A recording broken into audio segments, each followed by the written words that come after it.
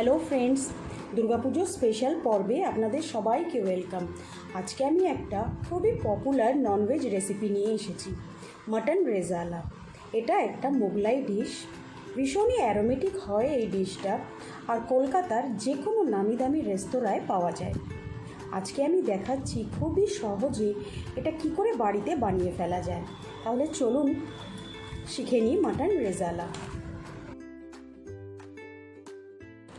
Mutton rezala বানানোর জন্য আমি এখানে 1 কেজি মাটন খুব ভালো করে ধুয়ে পরিষ্কার করে রেখেছি। পিসগুলোকে আমি একটু বড় বড় রেখেছি।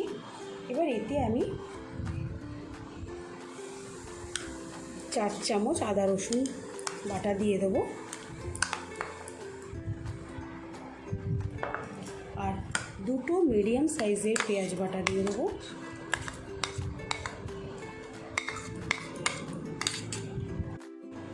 আর 4 চামচের মতো আমি এখানে টক দই মিক্সিতে ভালো করে ফেটিয়ে নিয়েছি, যাতে কোনো লাম্পস না থাকে। এটা নিয়ে নেব, নিয়ে হাত দিয়ে মাটনের গায়ে খুব ভালো করে মেখে নেব।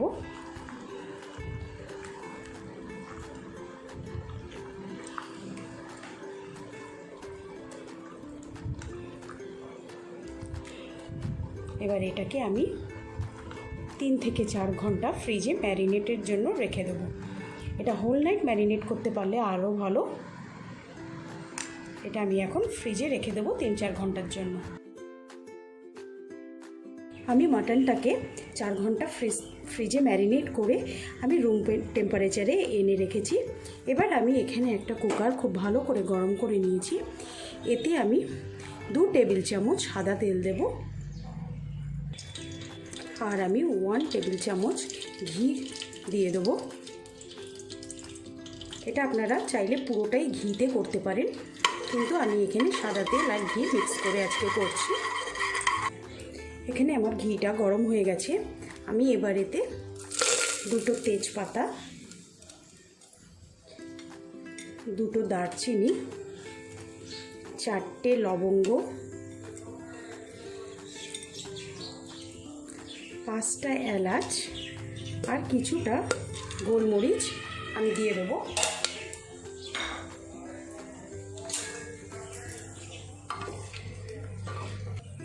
আমি এবার এতে একে একে মাটনের পিসগুলোকে দিয়ে দেবো।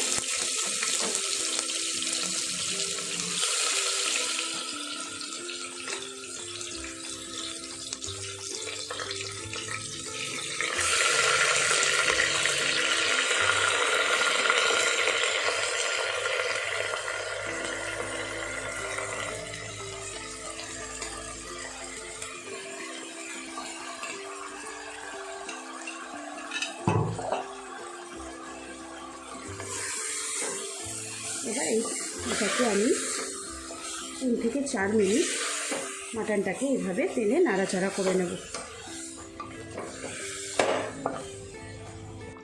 মাটনটাকে 5 থেকে 7 মিনিট আমি এইভাবে নাড়াচাড়া করে নিয়েছি। এবার এতে আমি ম্যারিনেট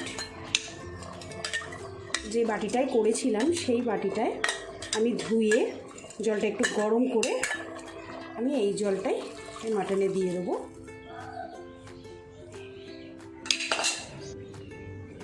দিয়ে আমি আন্দাজ মতো নুন দেব।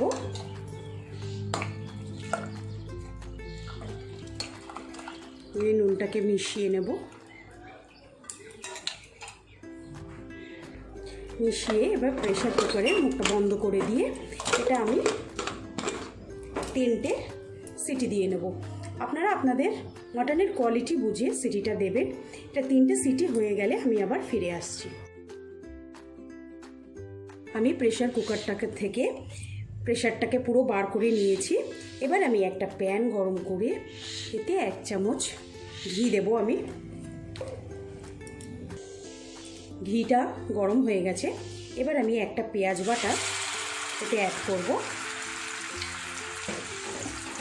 দিয়ে আমি এই পেঁয়াজটাকে 3-4 মিনিট একটু নাড়াচাড়া করে নেব। পেঁয়াজটা আমি 3-4 মিনিট ভালো করে নাড়াচাড়া করে নিয়েছি। এবার আমি মিক্সিতে 10টা থেকে 12টা কাজু বাদাম আর 1 চামচ পোস্ত আমি আধা ঘন্টা জলে ভিজিয়ে রেখে সেইটা আমি মিক্সিতে ভালো করে পেস্ট করে নিয়েছি। এবার এই পেস্টটা আমি অ্যাড করে দিচ্ছি। এবার আমি এটাকেও 3-4 মিনিট খুব ভালো করে, যতক্ষণ এটা থেকে ঘিটা আলাদা হয়ে যাচ্ছে, আমি এটাকে ভালো করে নাড়াচাড়া করে নেব। দেখুন এটা থেকে আমার ঘিটা আলাদা হয়ে গেছে, আমার এটা খুব ভালো করে কষানো হয়ে গেছে। এবার আমি মাটনের পিসগুলোকে এর মধ্যে দিয়ে দেব, আর এটাকেও আমি কিছুক্ষণ মশলার সাথে ভালো করে মিশিয়ে নেব।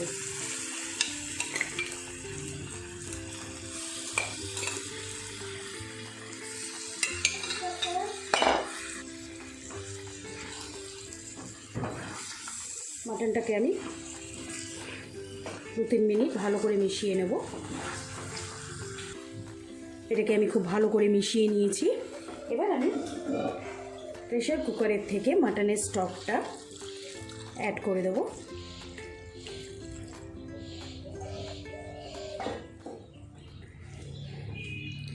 অ্যাড করে দিয়ে এটাকে আমি মিক্স করে নেব। এবার আমি গ্যাসের ফ্লেমটাকে হাই করে দেব। এবার নুনটাকে একটু চেক করে নেব। এখানে আমার নুনটা একদম ঠিক আছে। এতে আমি এবার অল্প চিনি অ্যাড করে দেব। অ্যাড করে দিয়ে এটাকে আমি 10 মিনিট ফুটতে দেব। আমি এটাকে 10 মিনিটের মতো ফুটিয়ে নিয়েছি। আমার মাটন রেজালা একদম রেডি। এবার আমি এখানে আমি জায়ফল, জয়িত্রী আর শাহমরিচ কিছুটা গরম করে নিয়ে শুকনো খোলায় ভেজে আমি গুঁড়ো করে নিয়েছি। এবার এটা দিয়ে দেবো, দিয়ে আমি গ্যাসের ফ্লেমটাকে অফ করে দেব। অফ করে দিয়ে এটাকে ভালো করে মিশিয়ে নেব। তারপর এতে আমি 1 টিস্পুন মতো রোজ ওয়াটার,